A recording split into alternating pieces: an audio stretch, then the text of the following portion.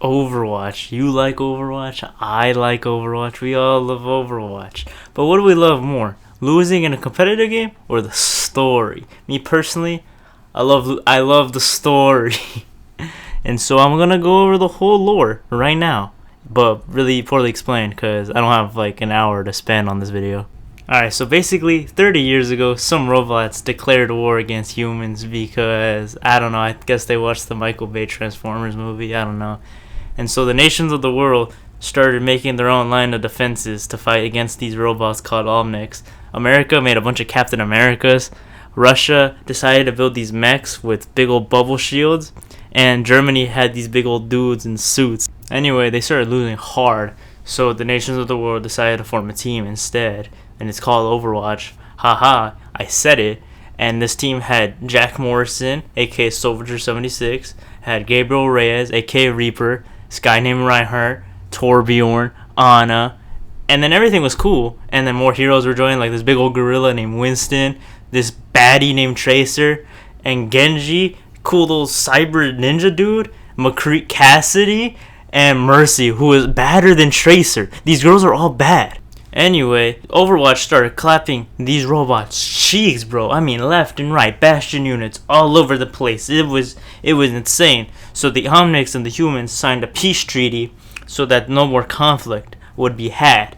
And so that happened. But on the rise was this group named Talon. And Talon's being run by this dude named Akande Akundamu. I think I said that right.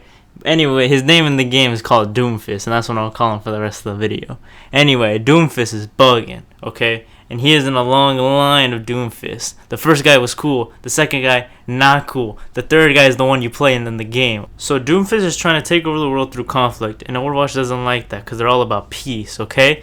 So right now, Overwatch is having missions being led by this dude named Gerald LaCroix. Now, Gerald LaCroix has this baddie of a wife, okay? And so instead of trying to kill Gerald through normal means because they suck at aiming and they couldn't, they instead kidnap his wife and drug her until her heart rate is so slow and she feels no emotion and she is hypnotized into killing her husband Gerald, and she becomes the Widowmaker. So Reaper is mad and he finds a Talon hideout and he tells Soldier that he wants a team to go after that Talon hideout to look for some answers and look for who killed Gerald.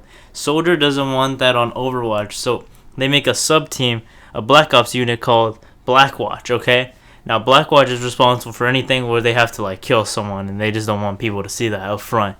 So, this team now consists of Reaper, Cassidy, Genji, and this lady named Moira. Well, you sneak into the base, and you find out who it is. This is this dude right here on screen. I don't remember his name.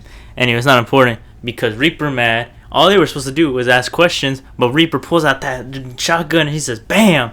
And he kills him right there. And Cassidy's like, what did you do? And then Reaper is like, whatever. And then, so they escape, right? So after they escape and come back home, Soldier and the government are getting mad at Reaper and Blackwatch for killing them because now they have to cover that up. And now it's making them rethink if Overwatch is even necessary at this point. So now cut to another mission.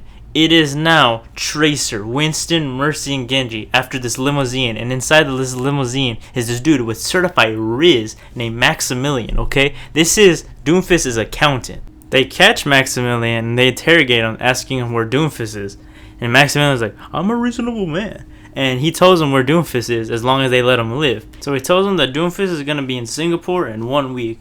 So they head to Singapore to sneak up on him, which they do. And it turns out to be an all-out fight in the streets, okay? Tracer, cheeks clapped. Genji, cheeks clapped. Winston has his ultimate ready and punches him into jail. So rumors are being spread about what Blackwatch actually does and how they kill people and whatnot, which leads into an argument between Soldier and Reaper, which leads into a fight at the main Overwatch HQ. And then a big old explosion happens. We don't know what caused it, we just know it happened. So a big old explosion happens, which leads people to think that Gabriel and Jack Morrison are both dead, which they are both not. This was the last straw for the government, so they make the Petrus Act, which makes any Overwatch activity illegal, and any Overwatch hero being seen doing anything heroic like that is illegal, and they will be thrown in jail. So everyone goes offline for many years. We don't know for how long, we just know it's a long time.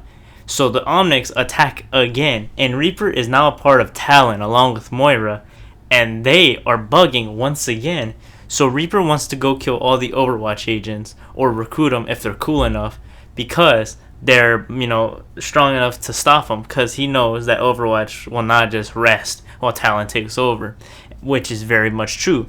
So Winston is chilling at Watchpoint Gibraltar, their main little facility, and he lives there, and he is seeing all of this tragedy happening all over the world, and he wants to recall all the Overwatch agents, okay? But he can't, because again, it's illegal. So right as he was about to recall, Reaper attacks Winston, and they fight and they duke it out. Winston says, "Ooh, peanut butter," stuff like that.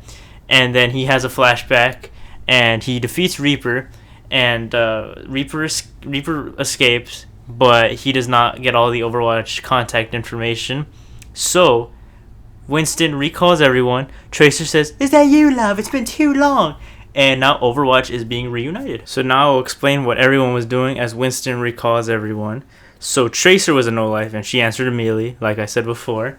Genji goes back to his hometown in Hanamura and tries to recruit his brother, which his brother and him have a whole backstory I won't get into because it's not important to the main timeline. But you gotta know, Hanzo, that's his brother, tried to kill Genji. They duke it out in the coolest cinematic ever. And Genji says, "Think on that, brother." And then he leaves. Hanzo has some things to think about. Now, in an Overwatch facility, like many years ago, there was a group of scientists in Antarctica, and one of them was named May, and she was there to do some, research about weather or something. I don't really remember. But to preserve on resources and, food and stuff, they go into hibernation or cryo state, whatever. And they're supposed to be there for a little bit, but something malfunctions where everyone dies in their cryo state chambers except for May. May is alive now, and she tries to leave Eco Point, but there's just too much snow, it's too hard or whatever. So she just decides to chill there for a little bit until she realizes everyone's dead, and she realizes she needs to leave. So she tries to contact Overwatch, but she realizes Overwatch doesn't exist anymore. So she tries to get signal of the very top of the tower and realizes that Winston recalled Overwatch, and so she will now join Overwatch as well as a part of the main team and not just the scientist. Reinhardt also gets the call, and he's like, "I must answer, always." And he's there with Brigitte, and that's Torbjorn's daughter, okay? And so now she is also going to go with Reinhardt to go join Overwatch again. Mercy, I think it was in Africa or something, I don't really remember, but she said okay, she was vibing. And then McCree is on Route 66, and he is fighting this lady named Ash, okay? Now Ash is trying to steal this little pod thing, okay, on a payload. And she says, "What do you want with it, McCassidy?" And he was like, "That's none of your business." And so they fight. He claps cheeks. He, sends them away. And he reveals that the pod is actually an AI robot lady named Echo. And she is like, "McCassidy, your arm." And he was like, "That's a long story, honey." And then he was like, "We're getting the band back together." And he was like, "They want me, but they need you." And then she goes and flies to Overwatch or wherever they are, and McCassidy drives off to have his own little comic series that I'll get to in a second.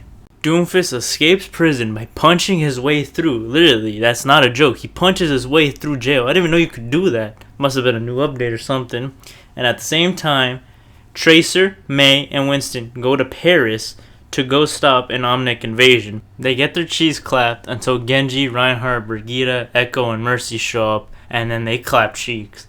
And then this French lady is like, "Monsieur, is Overwatch back?" And he's like, "I'm a scientist." And Overwatch is technically back, but the game doesn't get updated until 2 years later on October 4th when Overwatch 2 finally drops. But at the same time, McCassidy is still recruiting new people to join Overwatch. That includes Diva, Baptiste, and Pharah. So that was 5 issues that could have been summed up in like one, really, be honest. And that's the main Overwatch lore. I kind of skipped around and stuff. I kind of ignored some like specific character things. I just kind of wanted to get the main timeline across. But yeah, that's basically it. Until the PvE comes out, make this video outdated. But until then, I'm Boom Fox, and subscribe please, the algorithm hates me.